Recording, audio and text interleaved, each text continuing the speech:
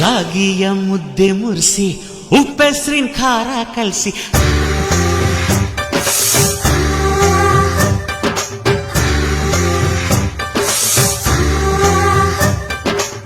ರಾಗಿಯ ಮುದ್ದೆ ಮುರಿಸಿ ಉಪ್ಪೆಸ್ರಿನ ಖಾರ ಕಲಸಿ ರಾಗಿಯ ಮುದ್ದೆ ಮುರಿಸಿ ಉಪ್ಪೆಸ್ರಿನ ಖಾರ ಕಲಸಿ ಬೆಳ್ಳನೆ ಬೆಳ್ಳದಿಂಗಳಲ್ಲಿ ಉಂಡೆದ್ದು